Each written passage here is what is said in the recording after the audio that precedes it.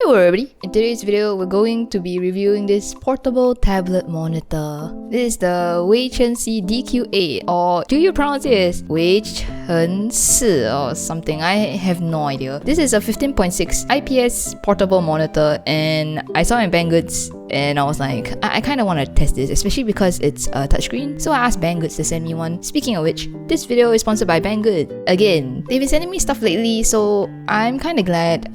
They are the ones who help keep some of my reviews going, and I'm planning to ask them for more things because I've seen a couple of products on their websites that caught my eye. Banggood is a store where you can buy things.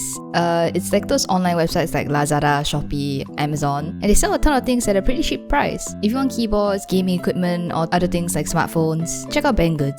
And I should have a code in the description that would give you a discount. So check them out and let's continue the video. Alright, so let's just unbox this thing real quick. The box comes looking like this, and when I saw the box, I was wondering if I even got the right product. Maybe they sent me another touchscreen monitor and I wouldn't even know because there is no brand on this thing. Opening up, the monitor itself has no brand either, which is really confusing because I'm pretty sure I see here on the listing they have this brand in the middle here, which is not there. And in the product listing too, they have I could have sworn in the product listing they had like a back sticking out like the rest of the portable monitors they advertise here, except that it does not have any. In fact, to prop this thing up, they actually give this tiny little stand to keep the monitor up, which is I guess it's okay. It's probably to keep the weight off the screen because I heard that other portable screens are quite heavy with their inbuilt stands. So okay, I guess. This thing uses USB Type-C connections and mini HDMI. The rest of their connections is micro USB, which you have to use with micro USB adapters. And it also comes with a remote, which I can't seem to get to work. I put a battery inside. Well, it comes with a battery and it just wouldn't work. And the remote also eerily looks like my fan remote.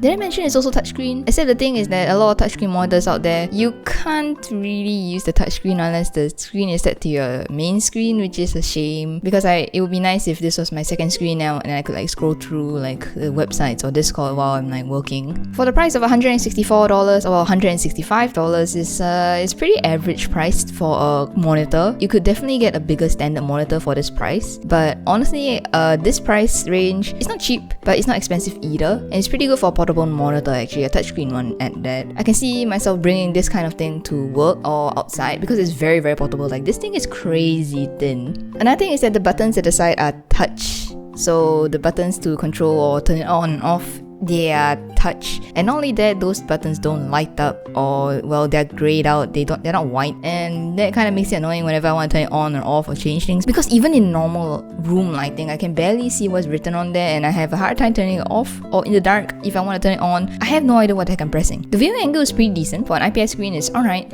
Wide viewing angles are expected, and I think I forgot to mention, but this screen is 60Hz. They advertise it for gaming, but I don't really see how it's good for gaming. I mean, at this point you can slap gaming onto any monitor, really. And by the way, a lot of portable monitors, they also have inbuilt batteries inside, but I noticed that this screen in particular does not have inbuilt battery inside because it can't turn on or be powered at all unless I have the USB Type-C cable connected. In other words, the touch is always turned on and you'll be controlling the wrong screen. So my tripod stand put a cookie Z on me, and I think the next time I'll see it is in 3 years. Let's play some Osu. I'll be using the speakers from the screen to let you guys know what it sounds like. It's not very good. It sounds very cheap, but I don't think anyone will be buying this for the speakers, and it'll probably be okay if you're on the go and just using it to view things. Don't expect anything amazing from this screen, okay? I'm no touchscreen player, so I don't know if I'm if I can give a good review for this.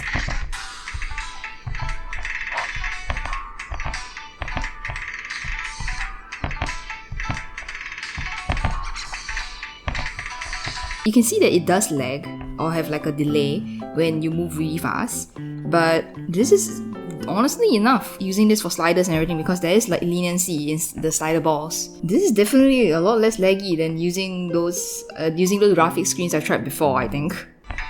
There isn't much delay at all actually. In fact, I'm hitting early when I touch things. One thing I don't like about using the screen is, well, the back that has no rubber, so it slides around my desktop.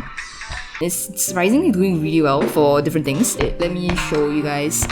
This thing doesn't have any horizontal or vertical tearing, not that I've seen yet. Taiko looks really good on this. Like, this is one of the better 60Hz screens I've seen that can play taiko. Like, it's pretty dang smooth. My main screen, which is 240Hz, is awful on his 60Hz. So this looks like a breath of fresh air compared to whatever the heck my main screen is, honestly. It runs the TGA simulator nicely. Let me show you guys. Oh man, this is loud.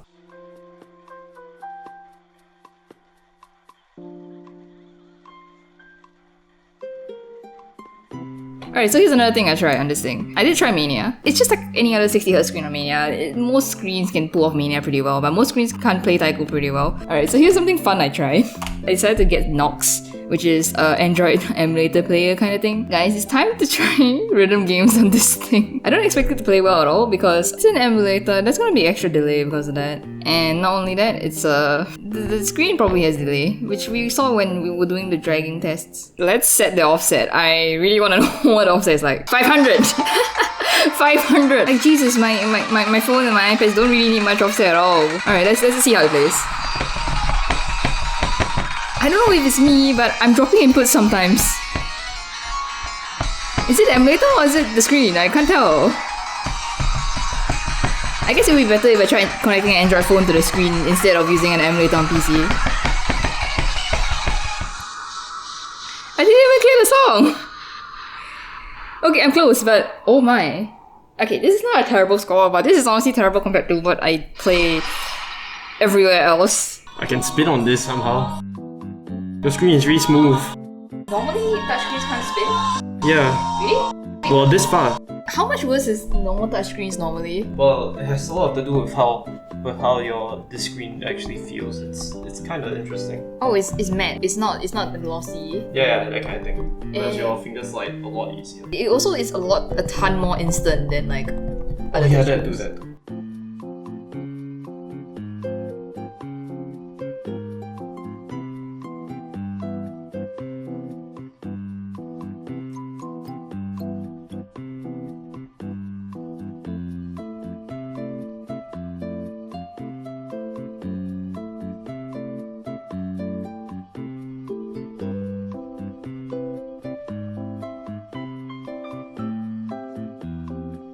Oh, I passed!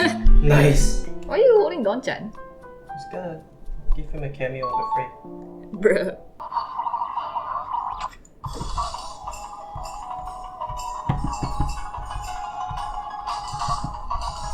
I kind of want to let Iponso try this. So basically, this is actually really good, but I'm not sure. It's excellent. I'm not sure if it's just me that have low expectations of touchscreens, because all I've tried is all those all-in-one PCs with awful touchscreen. Oh, I tried a couple of touchscreen monitors before. Really? Yeah, my first monitor used to be touchscreen and that was my first Play Store. It was awful. This one is like leaps above. The smoothness is very smooth. Still 60Hz, but it looks better than other 60Hz I've tried. It's kind of like your glass mouse pedals. I guess. Oh, glass. Okay. Massive respect for touchscreen players. This is not easy. And I honestly expected worse because, I mean, this thing does not have a brand. It's actually pretty good. Maybe they weren't kidding when they advertised this as a gaming monitor because it's on the right side, it's not tearing or it's not choppy, it's doing things right. I don't think there's a delay in output, at least. It's more like the input from the touchscreen is delayed. Alright, so wrapping up, would I recommend this monitor? Yeah, definitely. Although I have a creeping suspicion that this monitor is actually pretty much every other touch monitor on the market right now and on the website on Banggood, because I heard that this Blitzwolf brand is actually also the same as this Wei Chen-Si brand. They're just rebranded, which is interesting. But all in all, if anyone needs a portable monitor, I can see myself recommending this. Like, I can see this thing as life-changing if I'm ever going to bring it around. It kind of makes me want to buy those mini PCs so I can like bring an entire setup anywhere I go, and I might try to get one of those and like a cheap one and see how it runs. And that's all for the review. Thanks for watching.